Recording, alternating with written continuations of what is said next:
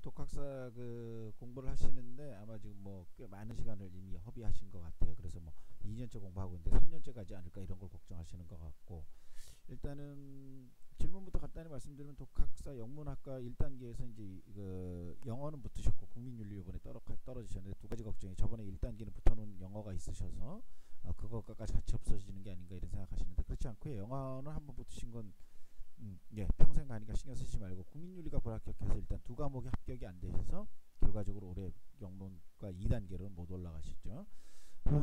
일단 올해 안에 학사를 따고 싶어 하시는데 일단 어떤 방법이 있을까야 되는데, 솔직히 말씀드리면 실질적으로 방법이 없습니다. 현실적으로는 없고, 실제 있다면은 이런 분들이 예를 들어서 35학점 이상 되는 자격증을 갖고 계신다, 예를 들어서 변호사 자격증을 갖고 계신다 이래 버리면 얘기가 다른데, 현실적으로 그럴 가능성은 없겠죠.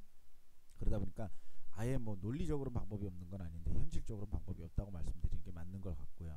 지금 자격증을 여러 개를 따셔서 바꾸시는 것도 예, 좀 힘들 것 같고요. 105를 만들기 위해서 가는 노력도 있는데 그것도 만만치는 않죠. 그래서 하여튼 어쨌든 올해 꼭 학사가 필요하신 분인지 아닌지에 따라 좀 차이가 좀 있을 수는 있어요. 또 하루 어느 정도 공부하실 수 있는지에 따라 좀 차이가 좀 있을 수도 있고요. 왜냐면 자격증을 잘 합치면은 또 어느 정도 나오는 부분이 있긴 있기 때문에, 그렇지만 어쨌든 현실적으로는 좀 힘들어 보입니다. 어쨌든 그렇게 좀 알고 계셔야 될 것 같고요.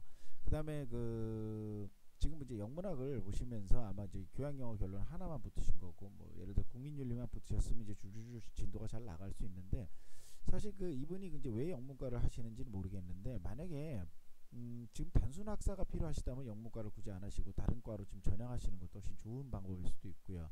학점은행제를 천상 올해 좀 듣고 일단 교양영어로 5학점을 받으셨기 때문에 내년에는 올해 한 30학점만 받으시면 학점은행제로 받으시면 실질적으로 내년에 1단계가 면제되고 좀 더 수월히 가실 수 있거든요. 그래서 국어든 국문학이든 영문학이든 그 내용이 좀 비슷해요. 왜냐면은 다 둘 다가 실제 현실적으로는 2, 3학년 2, 3단계에서 봤던 시험을 다 4단계에서 다시 보는 형태로 되어 있는 건 다 똑같고요.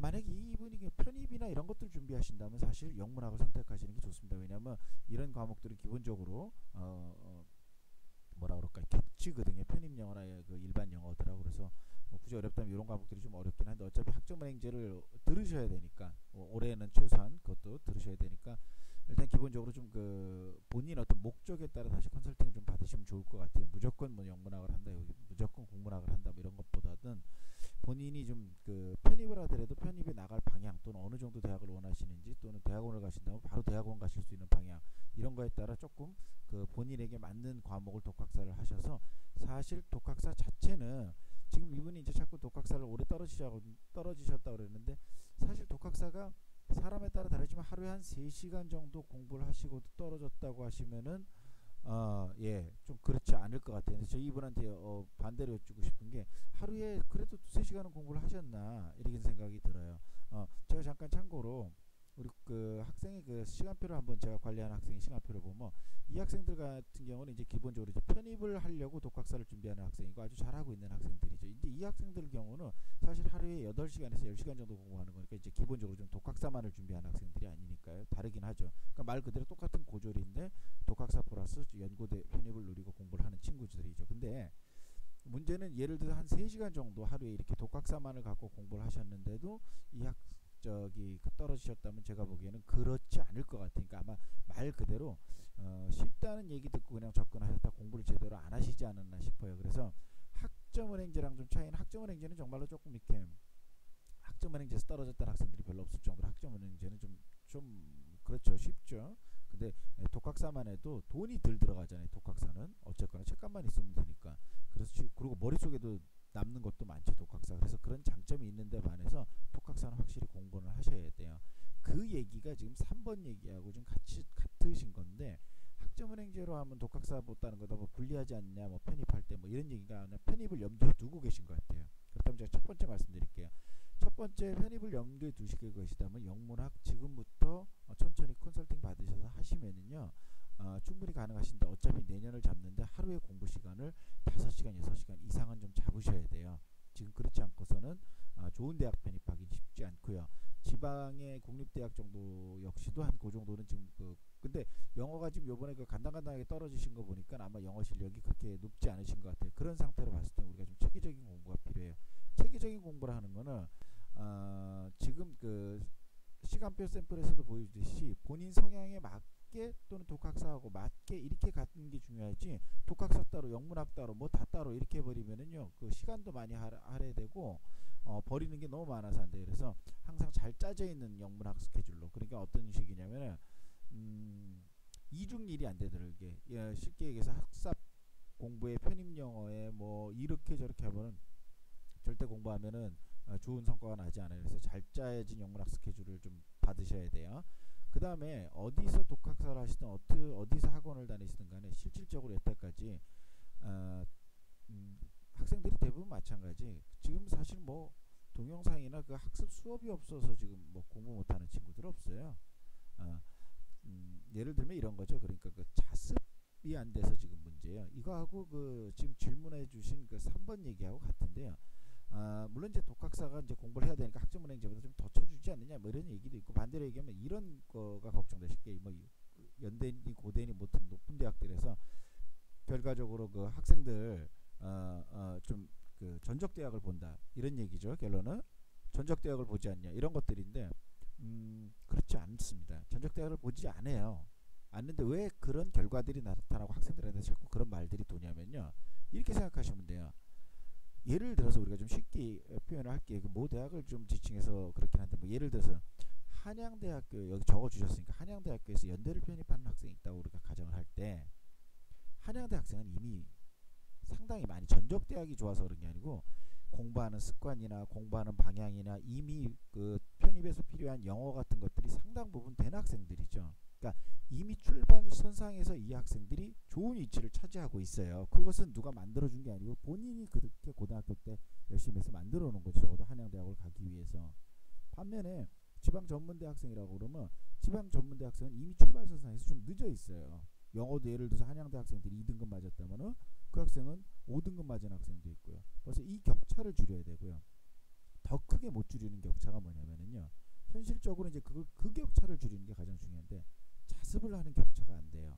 왜냐면 한양대 학생들은 쉽게 얘기해서 자습을 시켜놓으면 하루에 필요한 거 한 2-3시간 강의 듣고 8시간 자습하라고 해요. 근데 사실 여러분들 아시겠지만 자습을 안 하고 나서는 문제풀이 하는 게 아무 의미가 없거든요. 사실 선생님들 강의 들으면 못 알아듣는 학생들 거의 없어요. 그래서 한 4등급 이상 들어온 학생들 치고. 근데 문제는 안 풀리죠 어차피. 근데 자습은 왜 왔느냐면 자습은 지겹거든요. 힘들고. 결론은 자습을 잘해야지 결론은 스스로 문제풀이 능력이 늘어나고 그 문제를 잘 풀어야 이런 것들이 맞물려 가야 되는 거거든요. 그러다 보니까 한양대 재학생 학생 자체가 자습 능력 뛰어나고요. 출발선상 좋고요. 이미 단어 많이 외워져 있고요. 그런데도 공부도 8시간씩 해요. 근데 반대로 지방대 학생이 자습 능력도 떨어지고 인지 능력은 아니죠. 뭐라 그러죠? 학습을 받아들이는 능력도 떨어지고 그런 상태에 단어도 안 외워져 있는데 공부를 계산적으로 그럼 8시간 해야 되는데 이 학생들이 공부를 4시간 하고도 지쳐서 못해요. 이런 결과가 흔히 있어요. 그래서 가장 중요한 게 어디서 어떻게 공부하느냐, 누구 인강을 듣고 이런 게 중요한 게 아니고요. 일일 학습 진도와 설정 체크가 일일이 돼야 돼요. 그러지 않고서는 혼자 학습 관리 못해요. 그러니까 독학으로 어떤 걸 공부하는 게 힘든 게, 독학사를 독학으로 공부하든 또는 편입 영어를 독학으로 공부하는 게 힘든 게 아니에요. 왜냐하면 인강 좋은 거 많이 있고 뭐 있는데 뭐 독학으로 못할 이유가 없죠. 다만 인강 하루에 뭐 5강씩 6강씩 들어서 하고 또 수학 인강 한 2-3개 듣고 해서 8시간 들으면 뭐하나요? 머릿속에 남는 거 하나도 없고 그 선생님이 올라간다고 자기가 따라 올라가야 무슨 의미가 있겠어요? 그러니까 지금 학습을 하는 습관의 가장 큰 차이가 뭐냐면은 지금 고졸 출신들이나 보통적인 고졸을 얘기하는 겁니다. 제가 이해를 하기 쉽게 해서 좀 유치하게 표현을 하는 거예요. 고졸이나 지방대 전문대 학생들하고 인서울권에서 이미 대학을 다니는 학생들하고 차이가 그런 자습 능력에서 또는 그런 앞으로 인강이나 이런 걸 본인 위주로 활용하는 능력. 그러니까 이건 내가 필요 없는 거니까 안 듣고, 심지어는 이런 것도 있어요. 밑으로 가면 학생들이 인강을 정말 맹신하고 끝까지 들어요. 근데 제가 이렇게 지도하면서 그건 듣지 마 그러면 위에 학생들은 또 의외로 안 들어요. 왜냐면 그거 자기가 생각해도 아는 내용을 안 들어도 되거든요.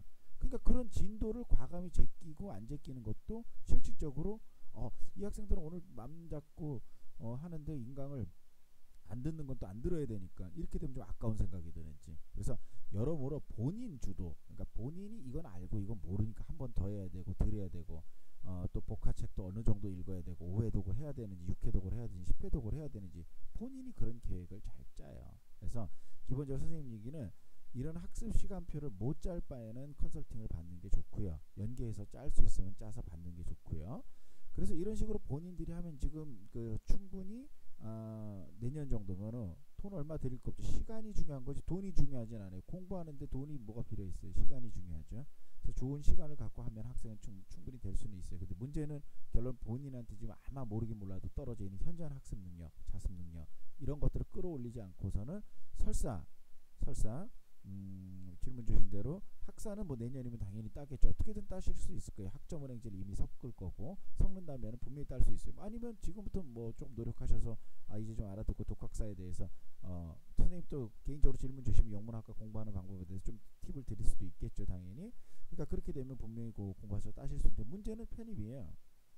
편입하려면 여러 가지가 있는데 그 여러 가지 따로 놀아서는 절대 되질 않고 또 편입을 그 정도 공부해서 되지는 않아요. 그래서 선생님 자주 하는 얘기가 학사 자체가 올해가 목표면 그 목표에 올해는 좀 틀렸지만은 내년까지라면 학사를 먼저 따놓고 편입 공부를 따로 하거나 아니면 정말 나는 올하고 내년이면 충분히 할 수 있다. 18개월 정도 앞으로 남았거든요. 내년까지 잡으면 그 정도면 충분히 할 수 있고 나는 정말 하루에 8시간 9시간이고 책상에 앉아 있을 수 있다. 주 5일 그러니까 이틀은 놀아야죠. 제가 아까 시간표 잠깐 그냥 여담으로 보여드리면은 주 5일은 일요일하고 토요일은 놀잖아요. 그러니까 빡시게 하고 놀 땐 놀아야죠. 그래서 이런 식으로 공부를 할 수 있다라고 본인이 마음이 먹어진다면 그때서부터 편입 공부를 시작해도 돼요. 그러면 그때서부터 차근차근 해나가기 시작하면 돼요. 처음엔 다 힘들고 이런 것들이 잘 안 되죠. 당연히 아까 보여줬지만 이런 어떤 자기 스스로의 학습 진단이나 이런 것들이 안 돼요.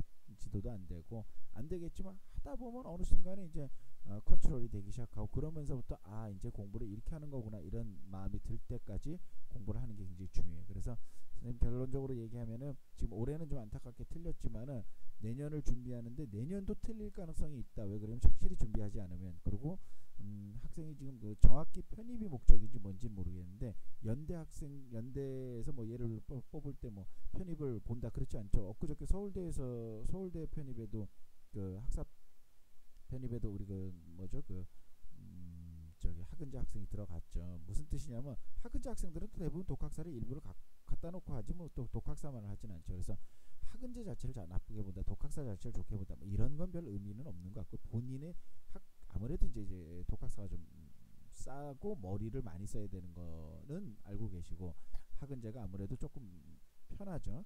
그런 것들에 대해서는 교수님들이 알고 계시지만 단순히 실력이지 연대 교수님들이 절대 서울대 교수님들이 고대 교수님들이 너는 지방대 출신이라 한양대 애들보다 못하구나 이래서 안 뽑거나 그런 건 없습니다. 다만 이 학생들이 자주 뽑히는 이유가 실질적으로 결과를 놓고 보면 그 학생들이 기본적으로 논술 잘했었죠. 한양대도 논술 봤으니까. 그러니까 논술 들어갈 때 기본적으로 했었죠. 그러니까 제가 아까 말씀드린 대로 출발 선상이 다른데 이 학생들이 더 열심히 해요. 편입 공부를. 근데 지방전문대 학생이 출발 선상이 이미 좀 늦춰졌다고 우리가 냉정히 인정을 해야 되는데 그럼에도 불구하고 본인의 몸을 추스르지 않는 경우들이 많아요. 그래서 무작정 편입학원 가고 무작정 이런 건 좋지는 않습니다. 어쨌거나 그런 것들이지 학생이 열심히 노력하면 분명히 서울대 아니라 어딘데도 다 붙을 수 있는 거지 뭐라 그럴까요? 어떤 전적대를 신경 쓰실 필요는 전혀 없습니다.